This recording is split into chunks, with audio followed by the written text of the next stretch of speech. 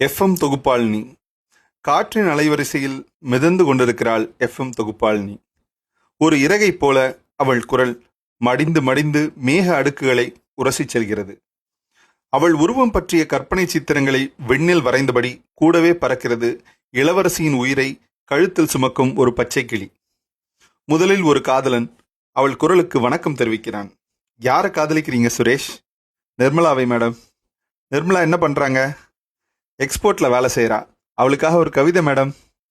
வெட்டி கொண்டே இருக்கிறாயே, எப்போது தைக்கப் போகிறாய்? சொல்லி முடித்து அவன் ஒரு பாடலை நிர்மலாவுக்காக அவனுக்கு தெரிந்த ஆங்கிலத்தில் டெடிகேட் செய்கிறான். பின்பு ஒரு குடும்ப தலைவி சதுரமாக இட்லி சுடுவது எப்படி என்று கற்றுத்தருகிறாள்.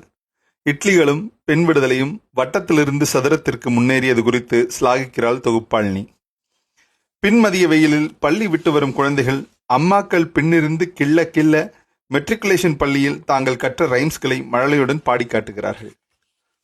அடுத்ததாக காந்தி நகரிலிருந்து கிரி கஜாமணி அறுவை ஜோக்குகளுடன் இணைப்புக்காக காத்திருக்க இன்னொரு தொகுப்பாளருக்கு இடம் விட்டு குரலற்ற மௌனத்துடன் எழுந்து போகிறாள் எஃப்எம் தொகுப்பாளினி. ஒரு இறகை போல அவள் குரல் மடிந்து மடிந்து மேக அடுக்கிலிருந்து கீழே விழுகிறது. அவள் உருவம் பற்றிய கற்பனை சித்திரங்களை விண்ணில் வரைந்தபடி கூடவே விழுகிறது இளவரசியின் உயிரை கழுத்தில் சுமக்கும் ஒரு பச்சை கிளி. இந்த கவிதை முத்துக்குமார் அவர்களுடையது. முத்துக்குமார் கவிதைகள் முழு தொகுப்பு டிஸ்கவரி புக் பேலஸ் வெளியிட்ட இந்த தொகுப்புல இருந்து தான் இந்த கவிதையை நான் படித்தேன்.